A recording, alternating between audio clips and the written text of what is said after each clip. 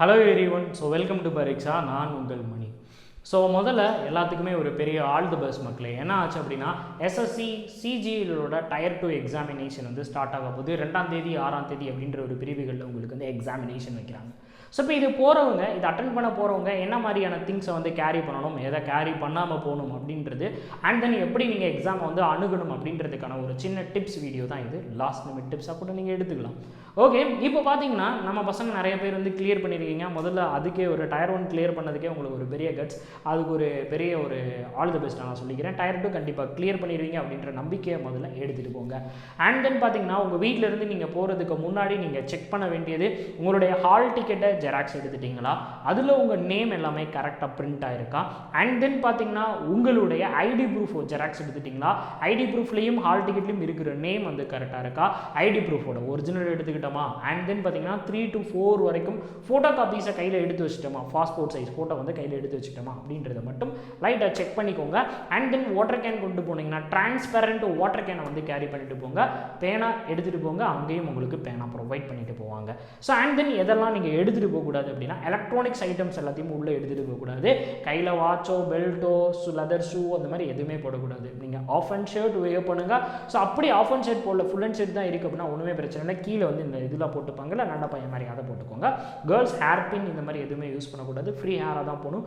மூக்குத்தி தோடு முதற்கொண்டு உள்ள அளவு கிடையாது. இதெல்லாம் நார்மலாக உங்களுக்கு தெரிஞ்சிருக்கும், இருந்தாலும் ஒரு ரீகாலுக்காக சொல்கிறேன். இப்போ நீங்கள் உள்ளே போயிட்டீங்க, இதெல்லாம் எக்ஸாம் ஹாலுக்குள்ளே போகிறதுக்கு ஒரு அரை மணி நேரத்துக்கு முன்னாடியே கண்டிப்பான முறையில் மெயின்ஸ்னால உங்களுக்கு தெரியும் நிறையா ப்ராக்ரஸ் இருக்கும்.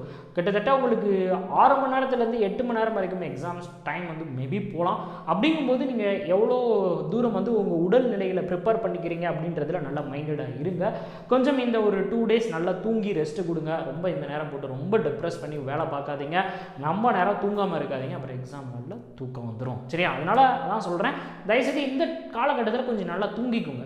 இன்னொரு விஷயம் என்ன அப்படின்னா, எக்ஸாமுக்குள்ளே போனோன்னையும் ஒரு பய உணர்வுகள் எல்லாம் விட்டுருங்க. உங்களுக்கு தெரிஞ்சதை ஃபுல்லாத்தையும் கடன்னு அடிக்க பாருங்கள். முதல்ல வந்து உங்களுக்கு செக்ஷனல் டைம் மாதிரி இருக்கும், சிலது காம்போசிட் டைமில் ஓப்பன் ஆகும். அப்போ அதுக்கேற்ற மாதிரி நம்ம என்ன பண்ணிக்கணும் அப்படின்னா, எதெல்லாம் தெரியுதோ அது எல்லாத்தையுமே முன்னாடி வேகமாக நம்ம வந்து கிளிக் பண்ணி விட்டுறணும். சரியா? இப்போ நீங்கள் மேக்ஸ் எடுத்துக்கிறீங்க, மேக்ஸ் சம் சால்வ் பண்ணுறீங்க அப்படின்னா உங்களுக்குன்னு ஒரு சில டாபிக்ஸ் வந்து ஈஸியான டாபிக்ஸ் வந்து இருக்கும். அந்த டாப்பிக்கை மட்டும் டக்குன்னு செலக்ட் பண்ணி கடன்னு நம்ம வந்து அடிச்சு விட்டுருணும். ரீசனிங்லாம் எதிர்பார்க்கவே கூடாது. ரீசனிங்கை ஃபுல்லாக அடிச்சு விட்ருங்க. ஏன்னா அது எல்லாமே உங்களுக்கு வந்து தெரிஞ்சது தான் வரப்போகுது. மற்றபடி இந்த ஸ்டாட்டிஸ்டிக்ஸு அப்புறம் வந்து இன்னும் கொஞ்சம் பேப்பர்ஸ் வந்துருக்குல்ல, அது மட்டுமே கொஞ்சம் பொறுமையாக என்னென்ன தெரியுமோ தெரிகிறத மட்டும் அடிச்சு விடுங்க. ஏன்னா நெகட்டிவ் மார்க் ஒரு சிலதுக்கெலாம் கொடுத்துருக்குறாங்க. அதை நீங்கள் ரொம்ப நல்லா மைண்டில் வச்சுக்கணும். அண்ட் தென் கம்ப்யூட்டர் நாலேஜில் உங்களுக்கு 60 மார்க் வரைக்கும் கொடுக்குறாங்க. அந்த கம்ப்யூட்டருக்கு என்ன பண்ணிக்கலாம் அப்படின்னா 20 கொஸ்டின் தான் உங்களுக்கு வந்து 3 மார்க் வரைக்கும் வந்து கொடுத்து 60 மார்க்காக வந்து கன்வெர்ட் பண்ணுறாங்க. அதனால் நீங்கள் என்ன பண்ணுங்கள், இந்த டைமில் வந்து ஒரு ரிவிஷன் மாதிரி உங்கள் ஃப்ரெண்ட்ஸோட சேர்ந்துக்கோங்க, இல்லைனா ஏதாச்சும் வீடியோஸ் பாருங்கள், குயிக்காக ஒரு ரிவிஷன் வந்து பண்ணி விடுங்க. ஸோ இதெல்லாம் தாண்டி வந்து சார் எனக்கு இன்னும் நல்லா ப்ராக்டிஸ் வேணும் சார், அடுத்து வர எக்ஸாமுக்குலாம் நல்லா ப்ராப்பராக நான் வந்து படிக்கணும் ஆசைப்பட்டீங்கன்னா நம்ம வந்து காலையில் 9:30 10:30 அப்புறம் பார்த்தீங்கன்னா 11 12:30 4 PM அப்படின்னு கண்டினியூஸாக SSCக்கு வந்து கிளாஸஸ் வந்து ப்ரொவைட் பண்ணிட்டு இருக்கோம். அதுக்கும் சப்போர்ட் பண்ணுங்கள். லிங்க் எல்லாமே டிஸ்கிரிப்ஷனில் இருக்குது. இன்னும் நான் டெஸ்ட்டு போடணும்னு ஆசைப்பட்டீங்க அப்படின்னா நம்ம டெலகிராமில் வந்து டெஸ்ட்டஸ் வந்து கண்டக்ட் பண்ணிட்டு இருக்கோம். அதையும் வந்து யூஸ் பண்ணிக்கோங்க. டெலகிராமோட லிங்க் வந்து கீழே இருக்குது. என்ன பண்ணுங்க அப்படின்னா இன்னொன்று விஷயம் நல்லா கவனிச்சுக்கோங்க. உள்ளே போகிறதுக்கு முன்னாடி யார்கிட்டையும் டிஸ்கஸ் பண்ணாதீங்க.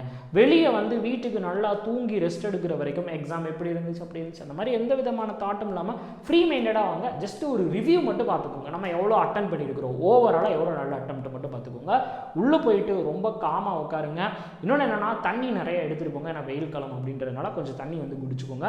இதுதான் நான் சொல்ல நினச்சேன். மற்றபடி இப்படி அட்டன் பண்ணுங்கள், அப்படி அட்டன் பண்ணுங்கள், இதை முதல்ல போடுங்க அதை முதல்ல போடுங்கலாம் சொல்ல மாட்டேன்.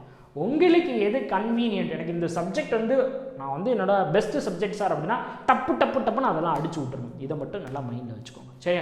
ஸோ நல்லா பண்ணிவிட்டு வாங்க மக்களே. All the best. So thanks for வாட்சிங். ஸோ இன்னும் ஏதாச்சும் உங்களுக்கு தகவல் தேவைப்பட்டுச்சுனாலும் மதுரையில் யாராவது எழுதுறவங்க இருந்தாலும் கீழே கமெண்ட் பாக்ஸில் வந்து லீவ் பண்ணுங்கள். பார்த்துட்டு நாங்கள் ரிப்ளை பண்ணுறோம். Thank you so much. டாடா பை பை மக்களே.